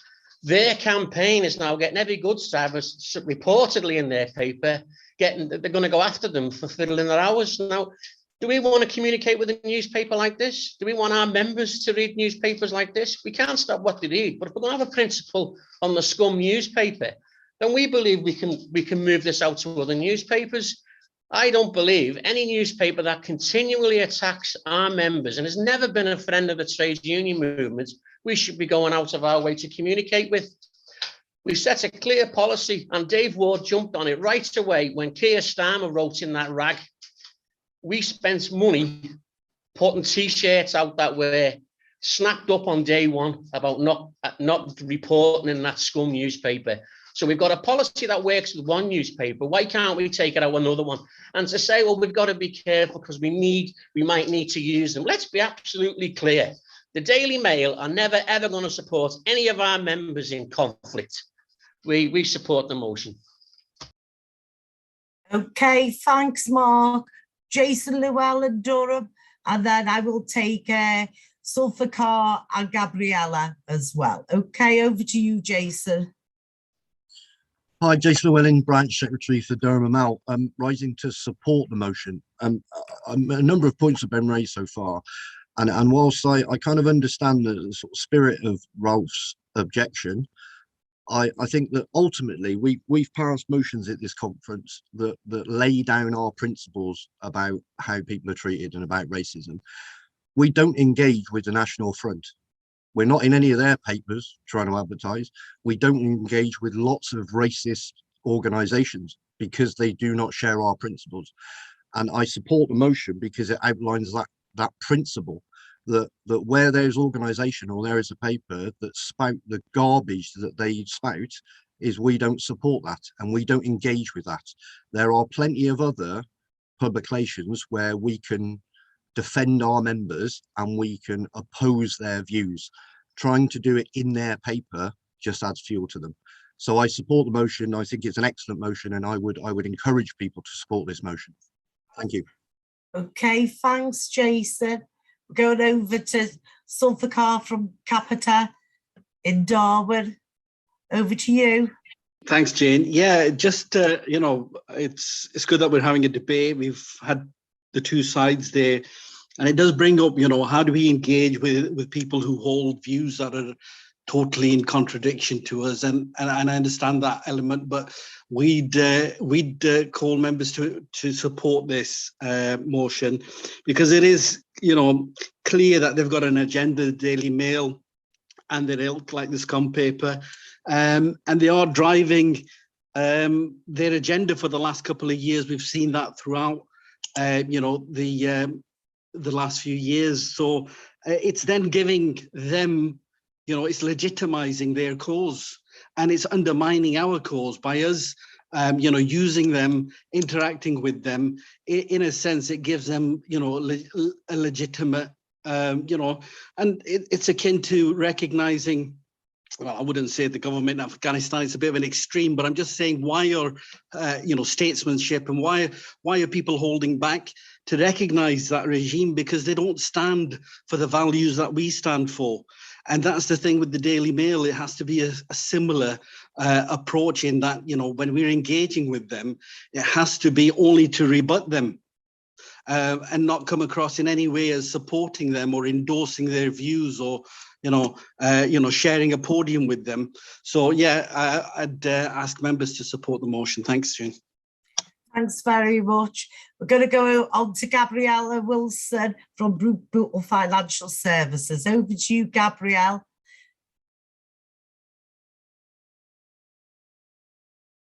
Hello? Gabrielle? Right, it looks like Gabrielle's taken a hand down, unless someone can tell me different. Right, okay, we're going to end the speakers there, and I'm going to bring Chris Webb, National Officer, Head of Comms, into the debate on behalf of the NEC. Because there's been opposition, there will be a right to reply for Billy. Okay, over to you, Chris. Thank you, Chair, and thank you to everyone who took part in the debate. Chris Webb on behalf of the NEC to ask the branch to consider remitting the motion, and if not, asking conference to oppose. And hopefully I can set out some of the reasons why you should support that position. I think thanks to all the speakers, I think it was an excellent debate. And I have to say, you know, all the people supporting the motion, everything you said in terms of the type of paper and publication online and in print, the Mail is absolutely spot on. I also thank you to Ralph. There must be something in the water down in Plymouth where we might like taking blows and being on the other end of things, eh? But there you go. I think in terms of the mover, I think there's a couple of things we have to correct. Number one, we would never boast of working with the Daily Mail on anything. And we as a union are the most proactive union in the country at trying to build new media. So we're working extensively with Novara Media and Tribune and trying to grow them. So in this country, which has the most right-wing media in the Western world, we offer an alternative. But the reality is, at the moment, we're not there. Not enough people read Tribune, not enough people watch Novara for us to be able to get our messages out there. And on a point of principle, this is the union, the first union in the country that banned the Sun. Banned it from this headquarters, used to be delivered to this headquarters. Banned it from press releases going to them, used to send press releases to them. And this union took an in-principle decision, to ban that paper. And that was the right thing to do, because there's an organised campaign and there's a city, the great city of Liverpool, which was boycotting the Sun, and we stand with that city and we stand with them always. And that's an important in-principle thing that we've done. And the other thing that to get across, because there's been a bit of discussion around like, don't work with them, don't do this, don't seek that. I have to make it absolutely clear. We do not ever seek coverage from the Daily Mail. We do not send them our press releases. We do not give them comment, and we do not give them opinion pieces. So that's our position on the Daily Mail. The other thing is there's been a couple of people who have said, well, there's plenty of other papers out there. There's plenty of other press. The reality is that just isn't true. Like, you know, I think some of the speakers have listed off, you've got the Telegraph, you've got the Express. We've got no friends in the movement. If we go to the Guardian, they are not interested in this trade union. This is a left-wing, strong trade union. They're not interested in us. The Mirror will take an article from us maybe one time out of 10. So that's the position we're in terms of our media coverage. So, you know, if, you know, the conference supports this motion, which it has every right to do so, I think there's an argument for saying, well, if it's not the Mail, it shouldn't be the Telegraph. It shouldn't be the Express. It shouldn't be the other publications. And if we're down that, in 3-4 years' time, we'll be in a big national dispute and we'll be saying, why haven't we got any media coverage? Now, reason we're asking the branch to consider remitting this motion, asking conference to oppose it, is because our relationship with the papers other than the Sun is complicated. Because I have to explain to you, and obviously we don't come out and we don't boast of this stuff because it's not the right thing to do. But in 2020, when the pandemic hit and we had our national ballot in Royal Mail Group wiped from under our feet, and we were without a ballot, we were unable to take strike action, the pandemic had crippled our ability to get out there, the Daily Mail went after Recall Back. And they asked Dave, myself, Terry Pullinger, lots of questions. Where is he? Has he been in the country? Has he been doing this? And they orchestrated a campaign, and they were one of the key factors that Recall Back was removed from post, alongside of obviously the strength of our members and the fantastic work that they have done to get us in that position. Alongside that, I won't go into too much detail because obviously we're still in dispute with BT Group, but there was an expose on a very, very senior manager in BT about his whereabouts during COVID. Again, we nudged the Daily Mail in that direction on the back of an off-the-record conversation. So these are key things that have enabled us to apply pressure industrially for our members in the workplace at key moments. So I think, I just ask you to sort of take those things on board if you could consider that. So, I think from our perspective, we do everything we possibly can in terms of media. We are probably the most principled union in the country. No, not probably, we're definitely the most principled union in the country in terms of our relationship with the media. I'll repeat, we do not send them press releases. We do not actively engage with them. We do not give them opinion pieces. But if they come to us in the middle of an industrial dispute and our ballot's been brought down and we can't engage with our members because of a pandemic, and Royal Mail are coming at our members or BT are coming at our members, and the question comes and the opportunity comes for us to hit them back where it hurts, which is getting their mates in the right-wing press to go at them, then we've got to take that opportunity. And I have to say, if we think we've got friends elsewhere in the media that'll come out, just do it in the Guardian. And finish by the point that Steve made, because Steve, I know you made a brilliant contribution actually, Steve Watkins, and you said the Mail came at Corbyn. But let me just put out there, the Guardian came at Corbyn, the Mirror came at Corbyn, every single paper publication came at Corbyn because Corbyn stood for change and an opportunity to do things differently in this country. My point of view, I totally agree with what Billy said and all of the speakers, but sometimes we've got to dance with the devil to get what is right for our members industrially in the workplace, whilst also being the union that calls them out every single day of the week. And we're proud that we do that. I ask that the branch considers remitting the proposal, and if they can, we ask that conference opposes it. Thank you. Okay, thanks, Chris. I'm going back to Gabriella, Financial Services. And Gabriella will be the last speaker before I ask the branch if they want to remit. Gabriella, it should come on your screen to unmute.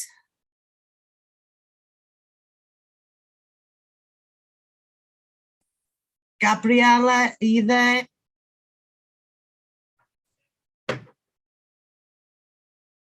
Right. If I can't get hold of Gabriella in the next second or so. Right. Mike, I'm not taking any new speakers. It was just Gabrielle was having a technical difficulty. So is Gabrielle back on? Can we unmute her, please? Jane, Gabrielle's put in the chat box that she doesn't want to speak.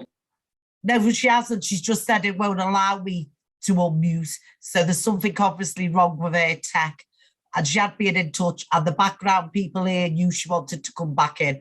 Okay, so I'm going to, because there's been opposition, I'm going to ask the branch, Billy, are you willing to remit the motion? No, you've got the right to reply. Okay, over to you, Billy, and then we'll take the vote.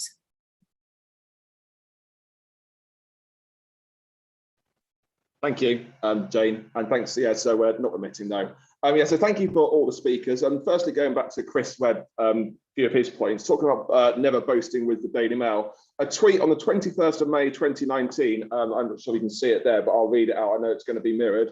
The Mail today at the Mail Online tweeted them, so acted them in, join the CWU to call to save our post office. So I don't know, understand how you can not be boasting that you're working with them by tweeting a link to them to expose them that they're working with us. So I get they're working with us, but that's a big boast, tweeting them and pushing people towards, giving them the clicks and likes towards that.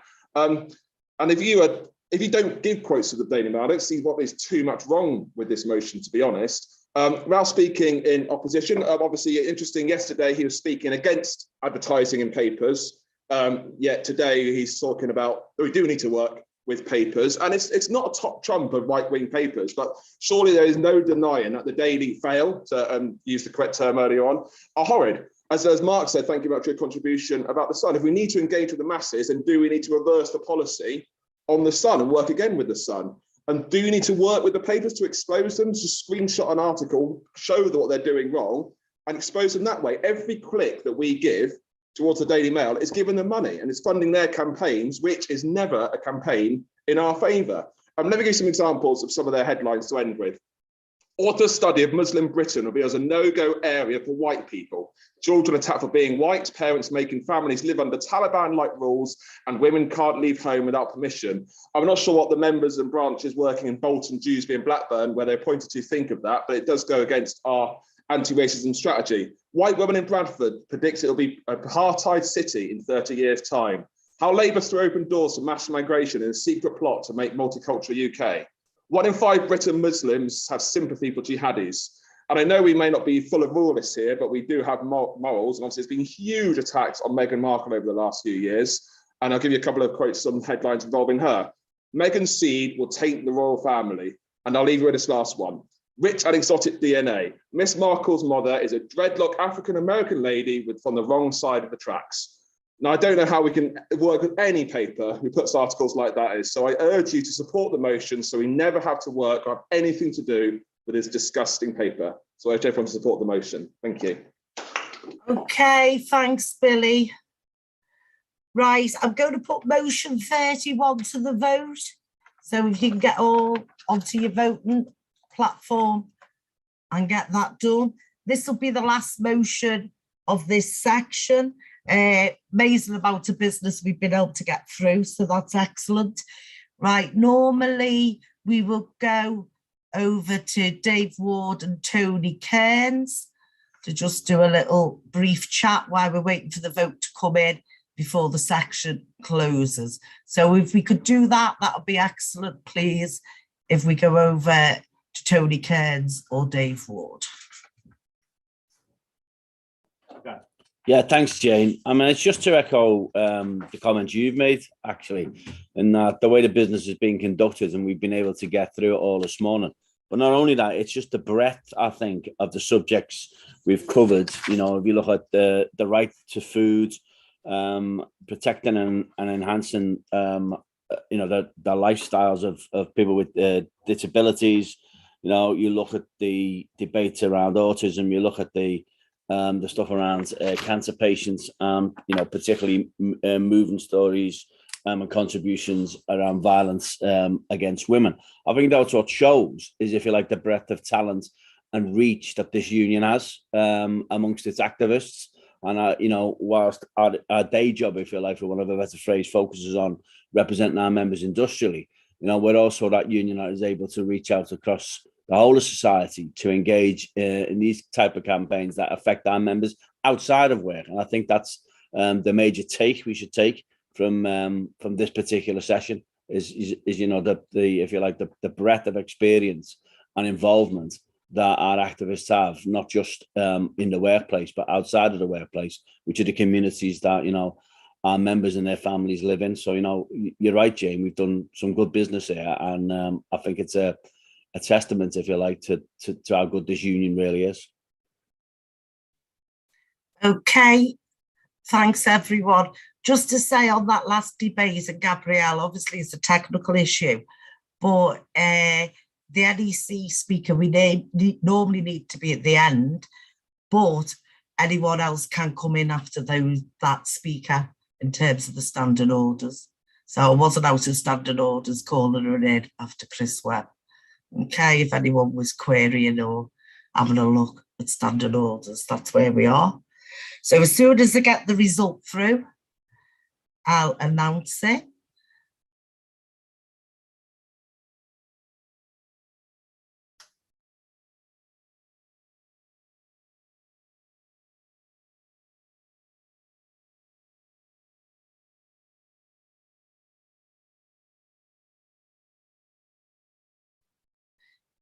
Can I just remind the NEC members, can they check their emails?